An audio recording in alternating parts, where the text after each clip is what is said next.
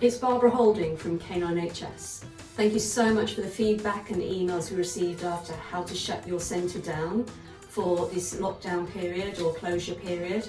And so what we'd like to do today is share the things we're doing week by week to keep it at its best. So the first thing is I've come straight from home because I'm working from home. I've been in my car, which is clean, but then I have had to touch the outside door handle and I may have bacteria. So the first thing I'm going to do is wash my hands once I've just got rid of my bag and changed my shoes. So I won't bring my outside shoes into the centre either. We've got this lobby area. Right, so the next thing to do is wash my hands. I know that I've touched the clinic door handle as I came in, and I know everything else in here has been deep cleaned. I'm going to touch the handle going into the toilet and I'll be mindful of that and we'll sanitise that afterwards as well as the tap. Or you could use your elbow. So you have a choice, but make sure you've got a protocol in place. The first thing I'm going to do is wet my hands. And now I'm going to cover them thoroughly in soap, including my wrists.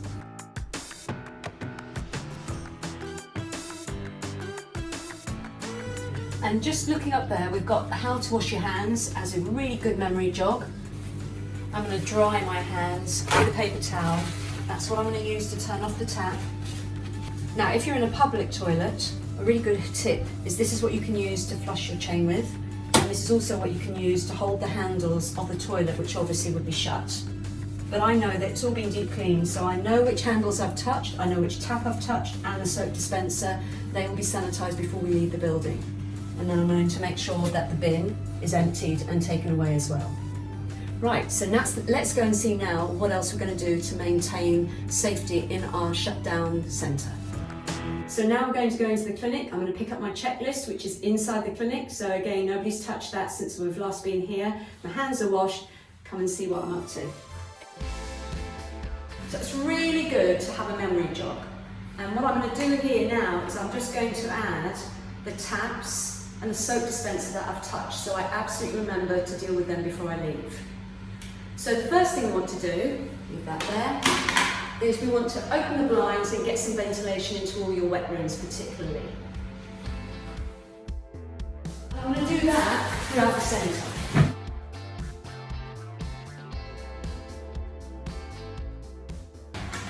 So all the windows and blinds are now open. Get some ventilation and fresh air through your centre, so useful.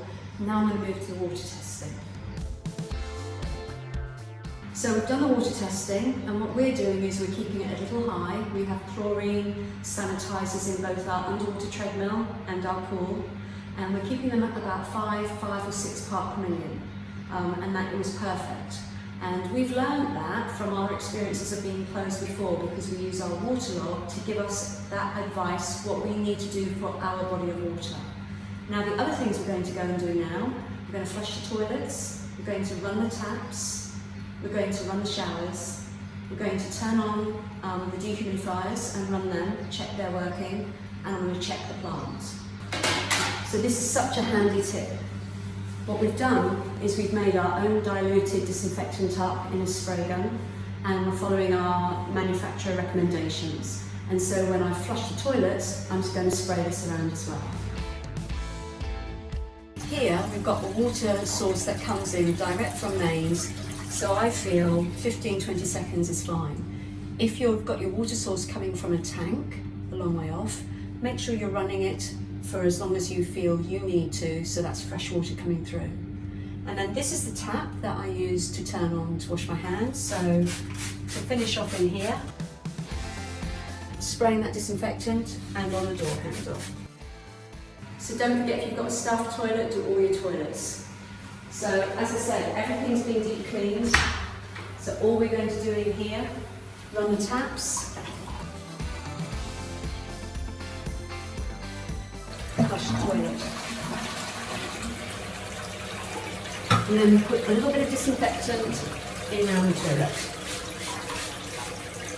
And again, just spraying everything there.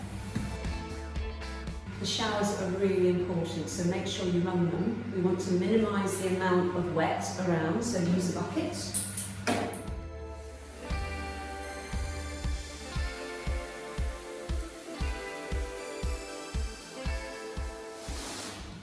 And again, the showers I've run for about 40 seconds. And the most important thing, don't forget about your internal drains. So we've taken the tops off them, we've sprayed them with disinfectant even though everything was deep clean, and we've run water through them.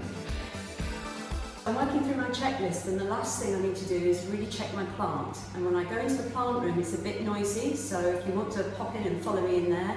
And before that, I'm going to turn my dehumidification system on. I'm going to let it run for a little while. So depending what kind you've got, whether it's a wall-mounted floor or like mine, it's in the ceiling and it comes through a particular vent, you follow your instructions that you've been given. So it's a little bit noisy, but what I'm doing is I'm just checking all my pipes, all my valves. I'm looking for any kind of drips, any kind of leakage. I'm looking to make sure that the bits I can check are full of water. I'm going to make sure that the multi-port handle is sitting very cleanly in there. And I've also, once a month, I'll check my RCD, but I did that last week, so I don't need to do that today. So I've just checked the checklist. Everything's done apart from looking at and just checking the aquatic treadmill plant. It's a little noisy in there, so please come with me and I will talk a bit louder. A top tip is when we leave, we are going to leave our doors to our plant room open. The weather's changing, it gets very warm in there, and that heat can be distributed around the centre.